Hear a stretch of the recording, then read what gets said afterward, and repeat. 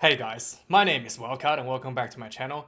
Thank you for subscribing and following my stupid contents. I really do appreciate it. Special thanks to the guys listed over here. These guys are the sponsors for my coffees. I really do appreciate it. If you would like to buy me a coffee, instant coffee that is, hit the join button down below. Otherwise, let's get on with it. You know why you're here. I know why you're here. It's Tuesday. It's news day. Let's see what's been happening in the world of Union. Now, first up, obviously you might have noticed that, hey, Wildkard, nice Hurricanes jersey. Yeah, I know. Mum just sent this to me from way back. This was a jersey from, I think it was from 2006 or 2007. This is my old jersey from, it does look really good, doesn't it? The blue and the yellow and the black looks really good actually. And I just noticed as well when I got it in the mail that it's actually got a signature on it and I can't figure out who it is. It's a 2006 jersey, right? But I'm pretty sure the signature was done like way later. Like I got the signature in like 2010 or something. And like, so the signature was done like way later. But it's just the signature here. I don't know if anyone can recognize who this belongs to. Yeah, if you guys know who this signature is, let me know. I checked, it's not Beauden Barrett, despite the fact that it's got a B here. It's not Beauden Barrett, but I did remember that whoever signed the jersey, I was like, oh, I don't know who this guy is. So, but anyway, so let me know if you know whose signature that is, if you recognize it, let me know. Otherwise, yeah, Rugby Championship, the biggest news of the week, came out of the weekend. Massive game. Springboks versus the All Blacks. Pride is on the line.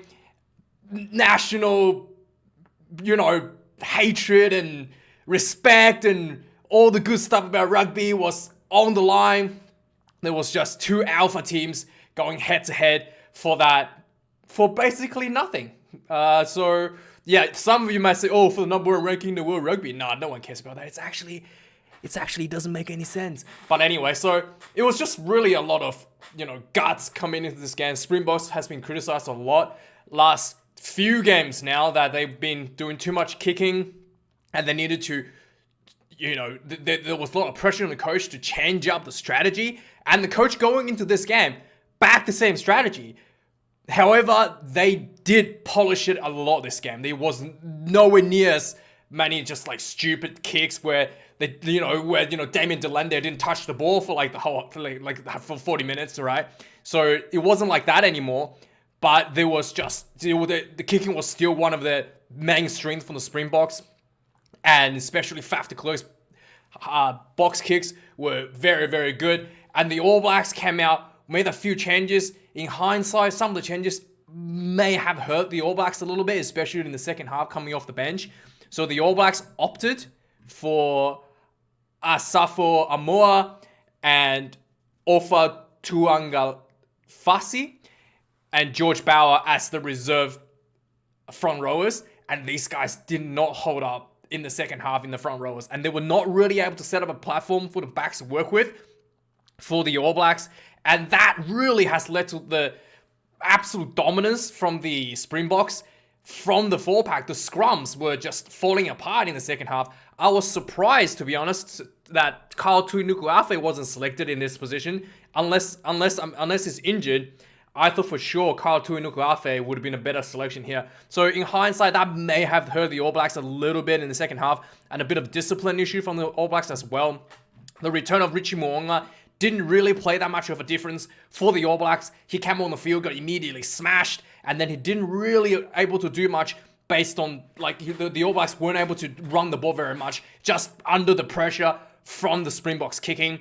And Francois Steyn, apparently I've been saying his name wrong, was instrumental. He played, unlike the week before where he played like 3 minutes or 5 minutes in the second half, he didn't even touch the ball. He played the full second half, and he came in at number 15 for Ville Leroux. So that was very interesting, and he did extremely well. His return kicks on the field was just pinpoint accurate. He kicked a 50-22, pinpoint accurate. He was penalized for stripping the ball from D-Mac after putting a huge shot on him. Was a little bit disappointing from the referee's point of view, but he was very, very impressive. From memory, Francois Stang was number 15 when he debuted. So it will be interesting to see how he will finish his career in the same spot that he started on the number 15 jersey for the next World Cup. So my boy, he's on track to be the only person to win the World Cup 3 times in history. So Francois Stein was really, really good coming up the second half. Another interesting thing that the Springboks did was that they put on their reserve hook front rowers in the on the 38th minute in the first half. So this is the first time I've ever seen the entire front rows being strategically replaced before halftime. So this was like extremely interesting, and sure enough, it had paid out for them. So the first half, the scrum was pretty even, but in the second half, the All Blacks props, despite coming on fresher, was just getting dominated. It was quite surprising, to be honest, how the All Blacks made some adjustments in the front rows, and that didn't really pay out for them. The lineouts were also a little bit of an issue for the All Blacks. Maybe with the hookers, especially coming off the bench. What's his name? Amua, maybe his throwing wasn't very confident. So the All Blacks actually lost a few opportunities to score tries when they had 5-meter attacking lineouts where they were stolen. So again, the front row changes for the All Blacks really seems to hurt them overall, whilst the Springboks, their back row, their changes in the bringing on these guys earlier in the second half really, really paid off for them. In the contrary, Elton Yankees kicked a drop goal in the second half, and it was just spectacular performance by the Springboks, and it was just really very, very dominant, hard game to play. Both teams absolutely throwing everything at each other, and it was just absolutely amazing game to behold. And I thought it was probably the best game I've ever seen between the two teams. You can tell me what you think the best game ever, but I thought this was the best game ever between the two teams. Just the intensity, how much the Springboks really wanted to win this one.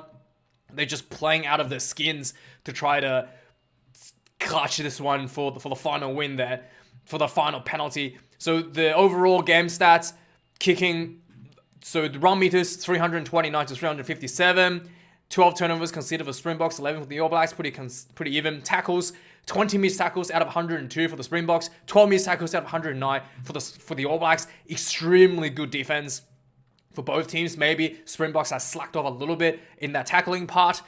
Kicks in play, 27-28. So Springboks were nearly 40, I think, last week, whereas it definitely reduced that kicking and did more of the running game and really put a lot more pressure and really varied up the game a bit, and that made a massive difference for the team. Goal kicking, Hundred Pollard has been a little bit off, 3 misses, 2 misses for Jordy Barrett as well, so this was a bit of and also Quade Cooper missed a few kicks as well earlier today. Maybe it's something to do with the pitch conditions. All these players seems to be missing the kicks a little bit. And lineouts, this is probably the big one. 15 lineouts, 1 for the Springboks, 2 losses, and 3 losses for the All Blacks out of 11. So these lineout success rates are not good for both teams, but the ones that really hurt the All Blacks are the ones where they were 5 meters out, looking to score a try following a penalty, kickable penalty. They forgo the 3 points to try to go for a try, and then end up losing the lineout. That was really, really hurting the All Blacks quite a bit there. So that was something that, Foster, maybe the front row changes didn't pay off as he wanted to. Penalties conceded, 12 to the Springboks and 14 to the All Blacks. So following this match, obviously this was between the top 2 teams in the world, and the Springboks managed to regain the number 1 ranking in the world. Anyway, sure enough, it's something better than nothing, I guess. In just an absolute epic game. If you have an opportunity, go back and watch it. So following the post-match interview, Fuzzy basically talked about how the players maybe weren't getting enough experience coming off the bench. He's saying that players are a little bit tired, and it's just your typical typical excuses from a coach. The best part about this interview is you can hear the Springboks chanting and singing the next room really loudly. So maybe I'll play a tiny bit, see if you can hear it. So the Springboks were just like literally next door chanting and singing, and it was just quite an atmosphere. So that's the best part about this interview. So go and watch it if you want to hear what the Springboks are chanting about. I don't know what they're chanting about because I don't speak Afrikaans. If you know what they're chanting about, let me know. Yes, let me know. Is there anything rude? may have been picked up? Let me know. Because we know some of the chants can get a little bit out of whack. Where is this? How much of this being? Oh, okay. Hopefully that wasn't too bad, was it? Nah, should be okay. And yeah, so the All Blacks, the end of year tour is coming up. Some of the key players came back, including Sam Cane has rejoined the group, and he will be traveling for the All Blacks overseas. The captaincy could be back to Sam Cane, but there was talks that Ardie Savea will retain it for the captaincy for the meantime. But Sam Cane, the captain, has been back, which is quite important. A couple of other very experienced players are back as well.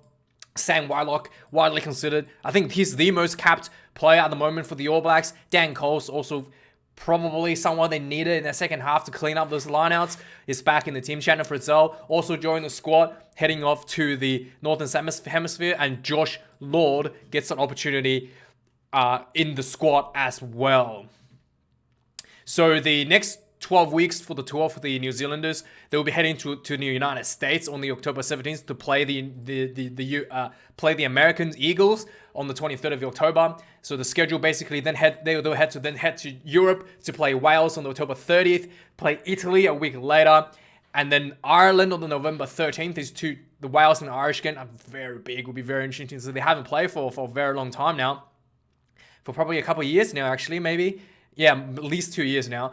And then they will finish the tour with France and not England. So England is not played in this schedule for some reason. So I'm a bit curious why that wasn't scheduled. That would be like a sellout at Twickenham for sure, right? And yeah, interesting to see. So France is widely considered the best team in Europe at the moment anyway. So it will be interesting to see very intriguing to see how this game will turn out, especially when France and New Zealand are in the same pool, and it'll be the Rugby World Cup opening match in 2023. This will be an interesting good game to see. So the next game, the first game of the weekend was Australia versus Argentina. This was a pretty dominant performance by Australia again, and then Kellaway, the Superman, scoring a hat-trick, Kerevi scoring a try, Faenga scoring a try as well for the Wallabies. So it was overall pretty dominant until about 20 minutes left when the Wallabies reserves came on, and it kind of fell apart for the Wallabies.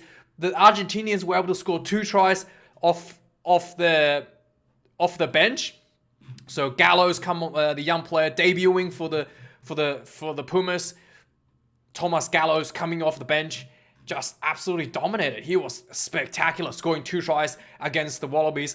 And it was looking like Argentina could have put on a 3rd try just before the end of the game, before the Wallabies were able to close it out. So, yeah, the second half, when the reserves came on, it was very clunky. But Greg Holmes, to be honest, didn't really perform that well against the Argentinian reserves. He had quite a bit of number done to him. Sean McMahon coming back, again, very clunky. Jake Gordon, James O'Connor combination in 9-10 channel, very, very clunky. Both players were kind of like looking at each other. They haven't been playing at all, to be honest. Not at all. They haven't been playing since the French series. So, yeah, there's always a bit very clunky. Tom Wright getting his first run for the Wallabies, coming off the bench, was, again, not very amazing for the team. And Argentina, going into this game, had to make a number of changes due to 6 of their players were banned from traveling to Byron Bay to have a bit of a holiday, and then they couldn't make it back due to the border restrictions and also the breach of the bubble, so they were not allowed to play. So 6 players from the Argentinian team were not allowed to play, including some of their front rowers and their former captain, Pablo, cancelled again, Materas. So some of these guys from the Argentinian team coming off the bench is the result of these guys being banned. And I'm very happy for some of these guys, because Gallows really showed that he was well deserving a prominent spot in the Argentinian team. He debuted 2 tries, and he did extremely well up against the Wallaby scrums. Angus Bell was the best loose set pro for the Wallabies, and these guys just held it to their own, and they were pressuring the Wallabies for tries, out for blood. So this was kind of like good for some of these players to step up for the gap. But overall, the Wallabies had a really stellar 60 minutes, and then, fell off towards the end that the Wallabies needs to work on. Bad news coming out of this game. Samu Kerevi suffers a bit of an ankle injury. He came off the field. Looked like he might have knocked his knee, but not sure how bad this is. Samu Kerevi, we shall see how the team traveling to Europe hasn't been announced yet. The spring tour team haven't been announced yet. But yeah, Argentina's coach talked about in the post-match interview that the players were really tired. So Argentina has had a really, really long campaign so far. Very tired bodies. They started in their campaign against Romania, traveling to Romania for that game, I think. And then they went to 2 games against Romania, I think. And then they went to Wales. So they went to England to play Wales, and then play Ireland in Ireland. And then they traveled to South Africa to play the Springboks 2 weeks in a row, and then traveled to Australia to finish off the Rugby Championship. They had a really, really long, tiring journey. And Ledesma basically says, the guys need to go home and have a break before anything else is to happen for the team. And finally, there's a bit of news coming out of Rugby Australia this week that they're looking at to centralise basically the overall rugby, operation structure in the entire Rugby Australia tiers, all the tiers, to centralise all the structures in Rugby Australia, basically in Australian rugby. So basically, what let me just the article basically says, it'll explain it a little bit better than I have. Basically, Australia will be involved in all the appointments of head coaches, strength and conditioning coaches, player signings, as well as greater control around sponsorship and finance. So this means that Super Rugby teams will be managed by Rugby Australia in a centralised role. I think this could be good. They're following the footsteps of Ireland and New Zealand. This could be good. And I think this could be good. Just it really is something that I was a little bit. I did see there was a little bit of problem with the Super Rugby franchises in Australia, where it was like unevenly distributed between the teams and players. Like some teams have multiple players for the same position, whilst other teams could barely scrape enough players to fill some key roles. So I thought it was maybe something like this is good for the competition to even out the teams and give opportunities for everyone to develop to their best potentials, essentially. So one of the examples that they were given is that, for example, Jordan Patea really wanted to play fullback, but under Brad Thorne, he is forced to play, I think, center or wing. So because they prefer Jock Campbell at fullback. Just because Brad Thorne is. And Patea is such a prominent, talented future for the Wallabies. Under the current structure, it's all up to the Reds to decide. Whereas if the new structure, the centralised structure, Rugby Australia will be able to have a say to put Patea into another team to play his preferred position at number 15. So that's the example they're kind of given. So I do see that as a good thing, because in the end, I do think that the Super Rugby itself is a training and proving ground for the Wallabies. So it's, as much as you would like to think that they're competing against each other, they're more there to work with each other for the better overall benefit of the Wallabies. I think that is actually the right move for Rugby Australia. And instead of being engaged in some kind of, devolving player pool just to get one up on the opposition, it's not really a good environment for Super Rugby, and ultimately not a good environment for Rugby Australia, for the Wallabies. So you don't want two teams to lock up players, to deny access for other teams, just to, give themselves a better chance of winning Super Rugby at the cost of the national team. That's basically what this kind of looks to do. So I actually kind of agree with this. I do think this is something that would make the Wallabies better, and I think this is something that we could see. Hamish McLean, I've criticized you a lot in the past, but this one, I'll have to give it to you, mate. This is a good one. And also they're gonna cut a lot of costs as well before the sales commence. But yeah, oh well. We'll talk about the sales of the Wallabies another time and the All Blacks another time. But I've come to accept it. If they want to sell off, let them do it. Private equity, private ownership will only put more pressure on management for the team to be better, which will be better players and ultimately better Wallabies. In the end, it's like one of the things I've seen many other industries where, privatization of certain industries leads the industry doing not better. So maybe that's what the Wallabies need to do better to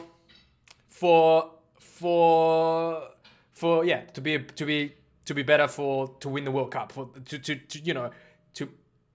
get better overall, right? Having a privatization of the business. So maybe it's not that bad. Maybe we just have to let it go. The whole idea of, Wallabies being owned by Australian public. So who cares?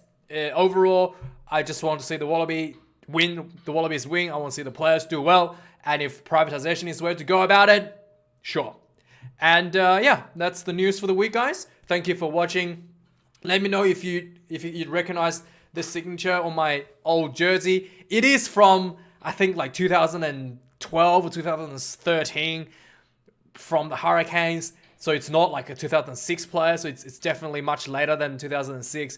And yeah, let me know if you recognize the signature. And thank you for watching. I'll see you guys. Yeah, there's a couple weeks break coming up. I might make some other content coming up in the next few weeks. Let me know what you want to see in the comments below and I'll make a video about it. How's that? Thanks for watching, guys. Cheers.